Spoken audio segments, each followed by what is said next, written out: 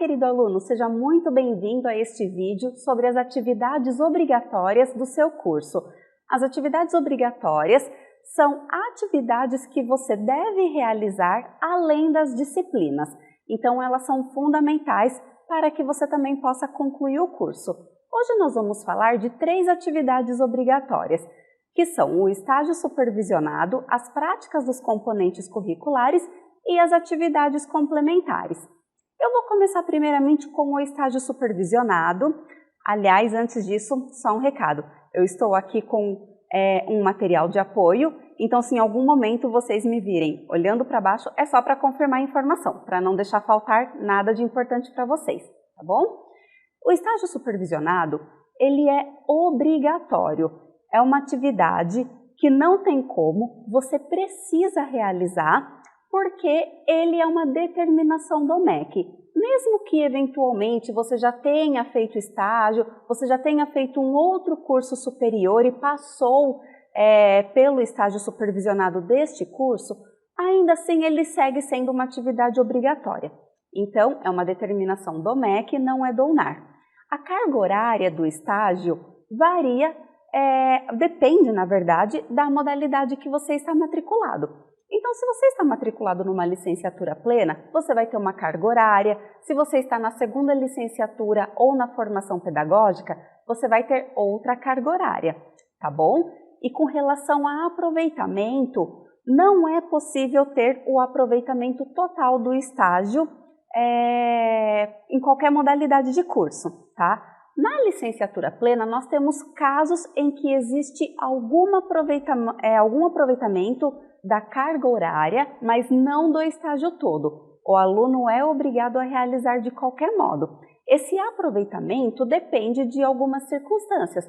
Se o aluno estava fazendo o mesmo curso em outra instituição de ensino e já realizou o estágio, se ele está na licenciatura plena e já atua como docente, então ele pode ter um desconto de horas, um abatimento pequeno, mas ele pode ter. Então não significa que não precisa realizar, ok? Ele é obrigatório em todas as modalidades para todos os alunos.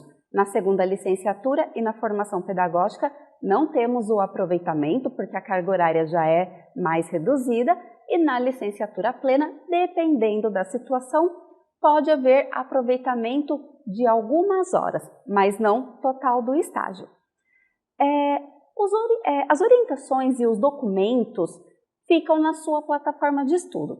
Então, toda vez que você precisar consultar o material, você deve acessar a plataforma, você deve acessar a disciplina que fica na sua plataforma de estudos e lá você vai encontrar. Aliás, além das orientações, você encontra os documentos necessários para apresentar na escola e que deverão compor o seu relatório.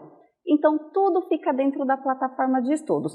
Eventualmente, quando você tiver dúvidas, você pode contar com o apoio pedagógico da tutoria, enviar e-mail, entrar em contato telefônico, se você tiver a possibilidade de comparecer presencialmente também, porque a tutoria está aqui justamente para isso, para te orientar nessa função e te fornecer o suporte pedagógico que você está precisando, sanar todas as suas dúvidas, orientar para que você faça o seu estágio corretamente. Antes de começar o estágio, é imprescindível você ler todas as orientações. Eu digo isso porque é muito comum o aluno, às vezes, não ler o material e ele achar que ele pode fazer de qualquer forma. E, na verdade, nós temos muitas regras a serem seguidas para que o estágio, de fato, seja coerente, esteja apto à aprovação quando o aluno entregar. Quando ele estiver prestes a finalizar o curso. E se você me perguntar, porque essa pode ser uma dúvida sua, se você questionar, mas como eu começo a realizar o estágio supervisionado? Aí depende. Cada secretaria de educação ou diretoria de ensino, de cada município, região ou estado, tem agido de uma determinada forma desde a pandemia, principalmente desde a pandemia. Então, é interessante que você escolha uma escola para estagiar, Então, não é o UNAR que vai determinar essa escola, você tem a liberdade de escolher e isso é interessante porque fornece autonomia para o aluno. Você pode escolher uma escola da sua preferência ou que seja mais próxima da sua casa ou do seu trabalho, que facilite na questão do deslocamento. Então, o aluno tem autonomia para escolher onde ele quer estagiar. E o ideal é que você entre em contato com essa escola para você saber o procedimento certinho. Se você precisa de alguma documentação para enviar para a escola ou para nos enviar, se você pode simplesmente começar a partir da documentação que está na sua plataforma de estudos. Então, escolha uma escola, busque essa informação e caso seja necessário algum procedimento de viabilidade do seu estágio, você pode entrar em contato com o UNAR, que nós vamos fazer o possível para que você consiga realizar esse estágio. Tudo bem? Então agora a gente vai falar das etapas do estágio, porque as etapas são as mesmas para todas as modalidades. A primeira etapa do estágio é a da ambientação, ou conhecida também como caracterização da unidade escolar. Então é aquela etapa que o aluno vai ter o seu primeiro contato, as suas primeiras impressões do ambiente escolar que ele escolheu estagiar. Ele vai ter que apresentar no seu relatório, ele vai ter que descrever como é essa escola, a sua estrutura física, o contexto que ela está inserida, quais são os recursos que a escola oferece, o público que ela atende, se existe ou não um engajamento da comunidade na qual a escola está inserida, e assim por diante, número de professores, os períodos que a escola trabalha, as turmas que são oferecidas, as modalidades de ensino, se é uma escola que tem ensino fundamental e médio, se é ensino infantil, fundamental, médio, fundamental anos iniciais, finais e médio, enfim. Essa primeira parte é a da caracterização. O aluno precisa apresentar todos os dados da escola e também descrever um pouco como é a rotina dos professores que estão trabalhando nessa escola, não dentro da sala de aula, mas fora, no planejamento, no preparo das aulas, como são as reuniões. Nesse sentido, e aí fica uma dica muito importante, o projeto pedagógico da escola, o projeto político-pedagógico, o famoso PPP, pode ajudá-lo. A escola pode fornecer para você consultar o projeto dela e você pode extrair algumas informações que serão muito relevantes e vão te ajudar na elaboração do seu relatório, tudo bem? A segunda etapa do estágio supervisionado consiste no acompanhamento em sala de aula com o professor. Então, você vai acompanhar o professor ou os professores, e aí é muito importante você se atentar quais são as disciplinas, como você deve fazer esse acompanhamento, que estará no material disponível na sua plataforma de estudos, porque às vezes é muito comum, não é às vezes, é bastante, o aluno tem essa dúvida, mas qual matéria eu tenho que acompanhar, quais aulas eu tenho que assistir? No seu material está tudo explicado certinho, está destacado no texto inclusive, para você não ter grandes dificuldades. Então você vai fazer esse acompanhamento dentro de uma determinada carga horária, uma quantidade de aulas que você vai precisar acompanhar, e aí você vai fazer o registro na ficha de coordenação. A ficha de coordenação também está disponível na sua plataforma de estudos. Então você vai registrar a turma que você foi naquele dia, qual foi o material, o assunto trabalhado, se teve ou não a utilização de algum material, né? E depois você vai colher a assinatura do professor. Então essa etapa é aquela etapa que serve para você observar a metodologia que o professor utiliza, como ele trabalha em sala de aula, os recursos que o professor utiliza ou não dentro do que a escola pode oferecer, como é o engajamento do aluno, se os alunos participam, se os alunos não são tão interessados. Então é realmente um momento, principalmente se for o seu primeiro contato com um estágio supervisionado num curso de licenciatura, é a chance que você vai ter de conhecer de fato o trabalho real do docente em sala de aula. E nessa segunda etapa, você deverá fazer o registro da ficha com os conteúdos que foram trabalhados e as turmas que você acompanhou. E depois, a última etapa do estágio supervisionado é a etapa de regência. A etapa de regência é você assumir o papel de professor e você ministrar algumas aulas. Então, você vai precisar preparar algumas aulas, fazer uma sequência que tenha coerência, que tenha uma continuidade, ou seja, um trabalho que de fato propicie o aprendizado dentro daquele determinado assunto que você escolheu aplicar as suas aulas. Então, você vai ter uma quantidade de aulas para aplicar na regência e depois você também vai fazer o preenchimento da ficha de coordenação de regência e também você vai apresentar os planos de aula no seu relatório.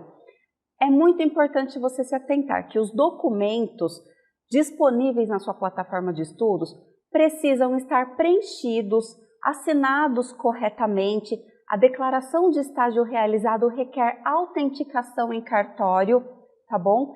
Então, leia as orientações, principalmente no que tange a parte dos documentos, de preenchimento dos documentos.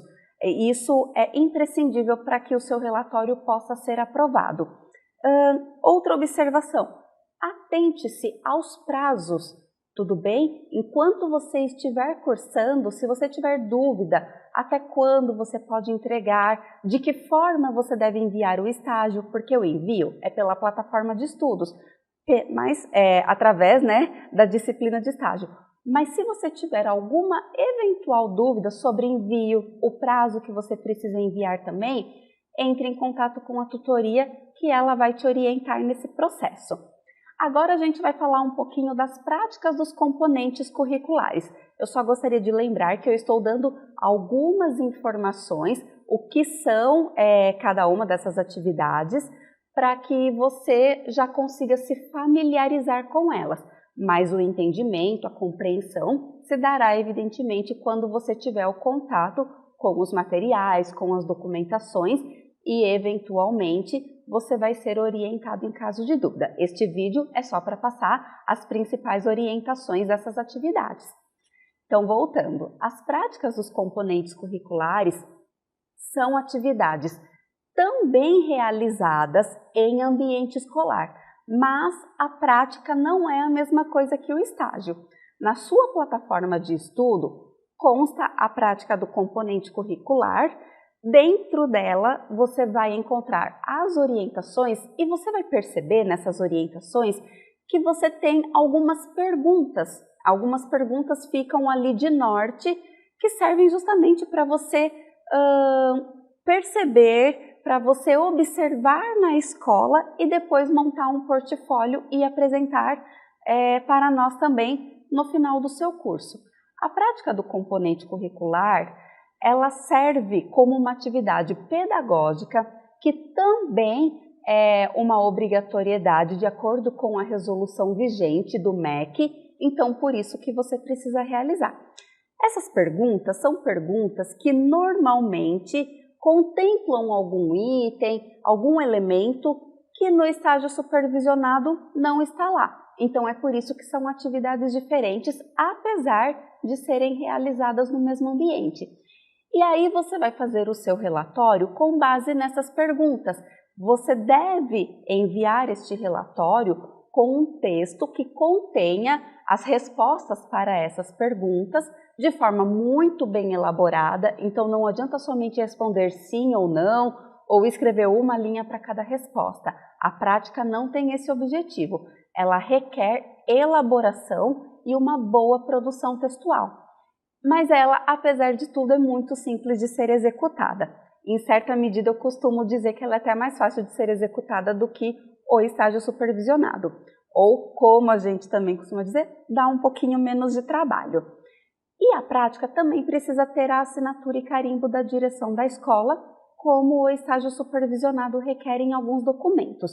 Então, quando você tiver contato com o estágio supervisionado e com a prática do componente curricular, você vai perceber as diferenças, apesar de serem realizadas no mesmo ambiente.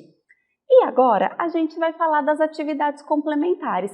As atividades complementares são atividades que visam aprimorar a formação do aluno através de eixos específicos, que são o científico acadêmico, o eixo cultural e o eixo de responsabilidade social.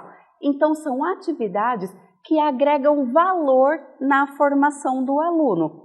Então, você deve cumprir a carga horária de atividades complementares nesses 3 eixos. O eixo acadêmico-científico ou científico-acadêmico é aquele eixo no qual você tem que fazer uma atividade específica do seu curso.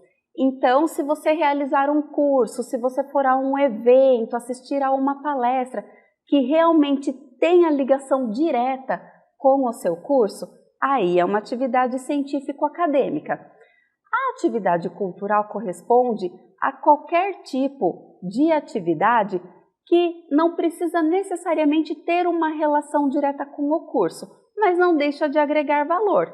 Então, por exemplo, você foi num encontro, num evento, num simpósio, que era sobre um tema da educação em geral, ou que era sobre cinema, por exemplo. Você foi assistir algum filme, você leu algum livro que tem a ver com a área da educação. Isso conta na parte cultural também, tudo bem? E o eixo de responsabilidade social é justamente o eixo voltado para atender ou para completar alguma coisa que envolva uma comunidade ou um grupo de pessoas. Pode ser doações para uma determinada instituição, pode ser trabalho voluntário. Então, nós temos várias atividades que se enquadram no eixo de responsabilidade social. Então, os 3 eixos é obrigatório você cumprir pelo menos uma parte da carga horária em cada um deles. O que é importante você saber nas atividades complementares? Quando você enviar as atividades complementares através do seu portal, você deve enviar necessariamente a ficha descritiva de atividade, que consta também na sua plataforma de estudos, e o comprovante, qualquer documento que comprove a realização dessa atividade. Pode ser uma declaração, um certificado, alguma imagem que você conseguiu registrar, enfim, qualquer documento que comprove a realização dessa atividade. E aí não tem segredo, envia pelo portal do aluno e através do portal você também consegue fazer o acompanhamento se a atividade foi aprovada ou não pelo professor. Se ela foi aprovada, você vai ver que está tudo certo e ela vai direto para o seu histórico, a carga horária da atividade. Se ela não for aprovada, você vai ter uma justificativa do porquê a sua atividade não foi aprovada. Faltou você enviar a ficha descritiva, faltou você enviar o comprovante da atividade. Então, você vai ter a devolutiva do que você precisa fazer para que a atividade seja validada.